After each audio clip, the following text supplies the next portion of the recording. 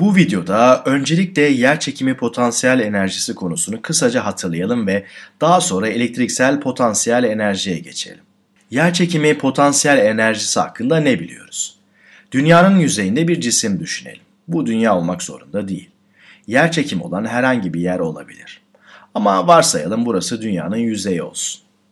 Dünya yüzeyinden biraz yüksekte de bir M kütlesi olsun. Bu bölgedeki yerçekimi ivmesi de G olsun. Yani 9,8 metre bölü saniye kare.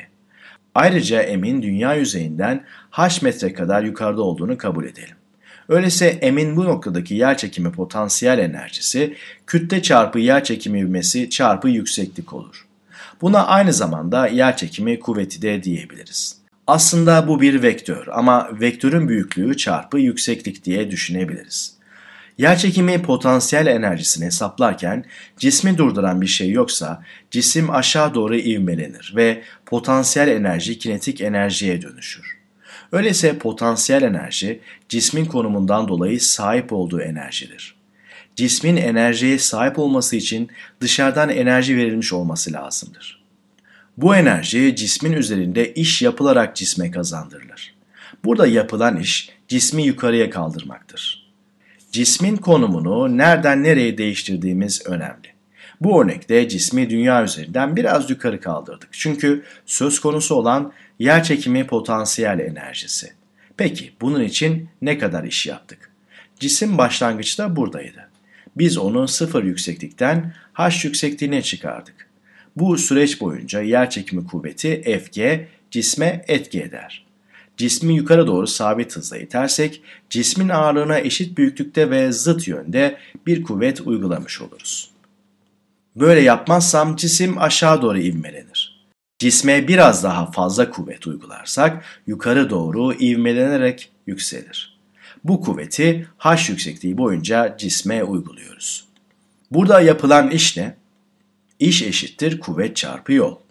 Uygulanan kuvvet gidilmek istenen yol yönünde. Peki M'in h kadar yukarı çıkması için gerekli iş nedir? İş eşittir yerçekimi kuvveti çarpı yol denklemini yazalım. Yukarıdaki yerçekimi potansiyel enerjisiyle aynı değil mi? Bu ilginç bir sonuç. Hatırlayın, cismin başlangıç konumu dünya yüzeyi üzerindeydi. Ama aslında referans noktası herhangi bir nokta olabilir. Mesela dünya yüzeyinin 10 metre altını da seçebilirdik. Ya da dünya yüzeyinden 5 metre yukarıda bir platformda olabilirdi. İşin özü şu, potansiyel enerjide, hele ki yerçekimi potansiyel enerjisinde her zaman başka bir noktanın referans alındığını biliyoruz. Bu yüzden asıl önemli olan potansiyel enerjideki değişimdir. Potansiyel enerji bazen değişmez, sabit bir enerji gibi görünebilir.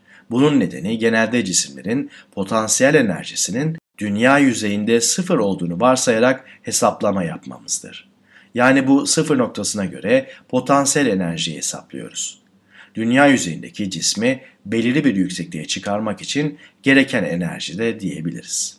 Ama aslında yanlış yapmamak için buna yerçekimi potansiyel enerjisi değil de dünya yüzeyine göre yerçekimi potansiyel enerjisi demek daha doğru.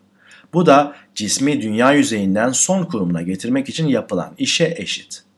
Dünyanın 5 metre altına göre de yerçekimi potansiyel enerjisini hesaplayabilirdik. O zaman cismin dünyanın 5 metre altından son konumuna gelmesi için yapılan işi hesaplardık. Ve tabii ki bu önemli bir detay. Çünkü diyelim buraya bir çukur açıp cismin buradaki kinetik enerjisini bulmak istedik. O zaman buradaki potansiyel enerjinin ne olduğu çok önemli olurdu. Evet, yerçekimi potansiyel enerjisini böylece tekrar ettikten sonra elektriksel potansiyel enerjiye geçebiliriz. Bu ikisi birbirine çok benziyor. Değişen tek şey alanların kaynağı. Yerçekimi alanlar sabit değildir ancak dünyanın yüzeyine yakın yüksekliklerde çok az değiştiği için sabit kabul edilir. Elektriksel potansiyel enerji de böyle, yani aslında sabit değil.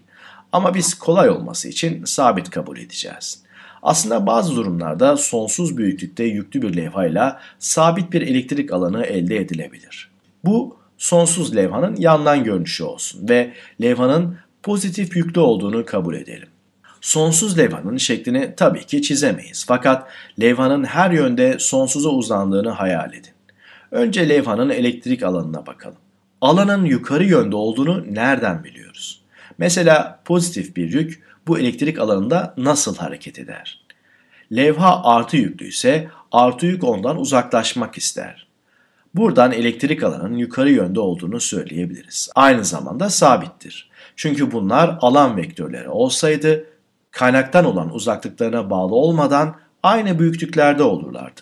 Şimdi de elektrik alanına bir değer verelim.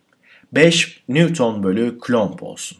Bu aslında çok güçlü bir elektrik alanı demek ama işlem açısından kolay. Sorumuza geçmeden önce başka bir renk alayım. Evet, diyelim burası başlangıç noktası ve artı 2 Coulomb'luk yükümüz var. Bu yükü bu elektrik alanı içinde 3 metre ilerletmek için yapılması gereken iş nedir? Başlangıçta yük buradaydı ve onu levhaya doğru 3 metre aşağı ilerlettik. Son konumu burası oldu. Yapılan iş nedir? Öncelikle yüke burada etki eden kuvvet ne? Elektrik alanının birim yük başına düşen kuvvet olduğunu hatırlayın. Eğer bu alanda yüke uygulanan kuvveti bulmak istersek şu şekilde hesap yaparız. 5 Newton bölü Coulomb çarpı 2 Coulomb.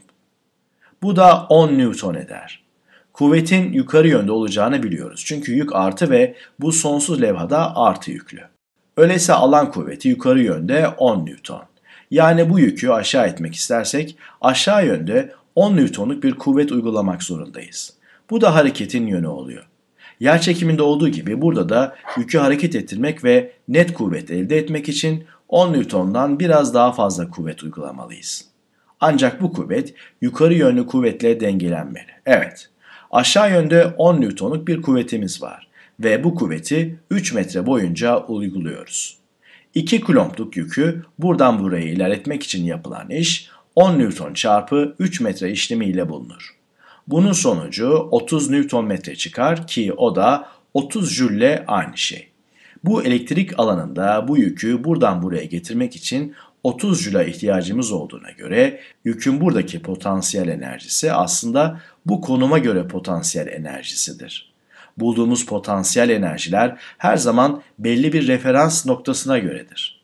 Buradaki elektriksel potansiyel enerji ama tabii üstteki konuma göre nasıl yazılır? Konumlara P1 ve P2 dersek, P2'nin P1'e göre elektriksel potansiyel enerjisi 30 Joule olur. Peki bu sonucu nasıl kullanabiliriz? Yükün belli bir kütlesi olduğunu biliyoruz. Yükü bulunduğu son konumda serbest bırakırsak ve enerjinin ısıya ve direnceye dönüşmediğini kabul edersek, yükün tüm enerjisi burada kinetik enerjiye dönüşmüş olur. Hatta gelin yükün kütlesini 1 kilogram olarak kabul edelim ve bu noktadan serbest bırakalım. Bu kütleyi buraya getirmek için bir kuvvet uygulamıştık. Şimdi buradan serbest bırakıyoruz. Elektrik alanı kütleyi yukarı yönde ivmelendirir. Kuvvetin de 10 Newton olduğunu kabul etmiştik. Kütle bu noktaya gelene kadar ivmelenir. Peki bu noktadaki hızı ne olur? Bütün elektriksel potansiyel enerji bu noktada kinetik enerjiye dönüşmüştür.